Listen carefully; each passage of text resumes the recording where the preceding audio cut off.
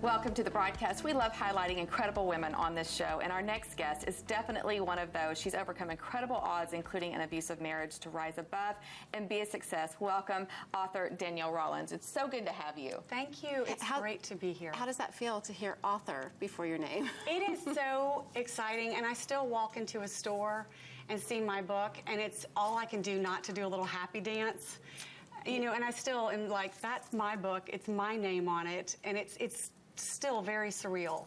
Things are so wonderful for you right now, but several years ago, things looked really bleak. Well, you know, there are some days they still look really bleak. No, it's all good now. It's all good now. Really, But you I had an think it is, amazing, yes, inspirational yes, story yeah. of Wonderful story. overcoming. Can you kind of tell us a little bit? Well, I had a very long-term relationship, marriage, and things weren't working, and I think I put so much effort into making somebody else's life happy, and I think at some point I forgot to step back and look at myself and say, how am I contributing to this, and how am I causing this to continue? And I think walking away from a marriage was the most difficult thing I've ever done and probably will ever do, but it was absolutely the right thing. And I think sometimes you focus on staying married because it's a commitment and it's the reasons you should, but there's so many reasons sometimes that you shouldn't. And I didn't want my children watching that, and I didn't want to get to the end of my life someday and think, why didn't I do something different? Because I couldn't control his behavior, but I could control mine. It's interesting what you say about, you know, you were spending so much time trying to make his life better. And I think as women, we do that, right? I don't know if it's like the way we're raised or society tells us, like, be a good wife, be a good mother, make a good home, look past indiscretions, you know, keep your mouth shut, like those kind of things. And, you know, pick the rug up, sweep it under it, Carry make it on. all really Just pretty. carry And on. I joke that my book should probably be called What to Do When Everything in Your Life is Falling Apart. Just make it look really pretty. Right, because that's what Southern women do. It is. And you're a Texas girl. I am. You're now residing in Georgia, but and specifically, you were coming from an abusive marriage, and more times than not, those are the relationships that are the most hard for women to leave. They are. I think sometimes you get very, and I know in my case, my self-esteem was not at all what it should have been, and I think after you allow little bitty indiscretions, little bitty statements, little bitty problems, and you stop confronting them to make things easier. And I think once you make one problem, then another one comes, and another one comes, and when you quit standing up for what you should not tolerate, then that's when the real problems start. You lose a little bit of yourself a little every bit time. of yourself every single time. And I finally had to get to the point and think, oh my gosh, this is my fault because I'm allowing it to happen, and I have to make changes in my life so that this will never happen again. That's a big statement It is. that is important for women to hear, because oftentimes, you know, women are victimized if they're in an abusive relationship, or, but truly there is some responsibility on yourself.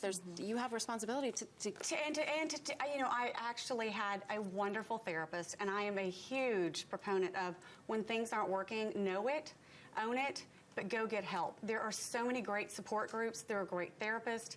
They don't all have to cost a lot of money. I went to every single support group I could find.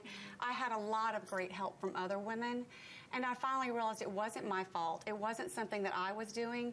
It wasn't something that I had any impact on, but it was the one thing I could change. I could control how I let someone else treat me. And I think that's a very powerful thing. And I think also knowing that everything in my world was going to come crashing down. I think you watch perfectly this house of cards. Everybody looked at what they thought my life was like. And I think one of the statements for me was, I'm so tired of living on a pedestal. My only company is pigeons, and they are terrible companions. And I want down, and I want to live, and I want to be able to experience things, even And if quit they were keeping bad up the things. front. But Yeah. keeping up the front is so exhausting. So let's fast forward just a second, and you have four children actually, and adopted. And so you get this divorce, and somehow you have to figure out how to carry on and make something purposeful out of your life. Absolutely. You have created an entire career now. How did you find the courage to go forward and find that? You know, I'm not sure courage is the right word. I think sometimes you start rolling and you don't know when to stop. But I had the opportunity to do this book.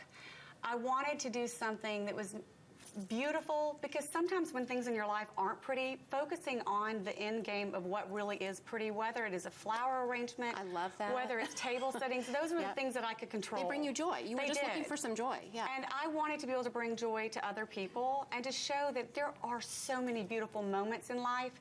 And the reason I love entertaining is because those are the times you put your cell phone down, you connect with other people, and you look back and you think, I don't know what I did last Tuesday, but I know what I did last Easter or I did last Christmas. And making memories. And those are the one things we have nobody can take from us. Absolutely. This book, by the way, is beautiful. Can we Isn't hold it this gorgeous? up and show Yes. this? Yeah, this is Soirée. Soirée. Did I say it right? Soirée, entertaining with style. And it is just a gorgeous, gorgeous book. And you, Danielle, your story is inspirational, and I know it's going to touch a lot of people. Just hearing you speak of your courage and just the will to keep going forward. Well, thank you. And I would say to any woman or any man, when something's not working, take the courage to walk away from it and make it work, no matter how hard it is. I am having to move out of my house that I've loved forever. I don't know where I'm going, and It's going to be pretty it'll wherever be you fine. go. It'll be fine. You're going to make it pretty. I will. But you know, part of the thing is realizing there's some things I can control, there's some things I can't. Worrying about the ones that I can't does me no good. Absolutely. Yeah. So, you know, just focusing on moving forward the best you can. It's such good advice. Danielle, thank you for sharing your story. Really, Yes, I think thank you. you've really inspired a lot of women to maybe get out from that situation that they feel they might be I stuck hope in. so. Yeah. All right, more broadcast when we come back. Stay with us.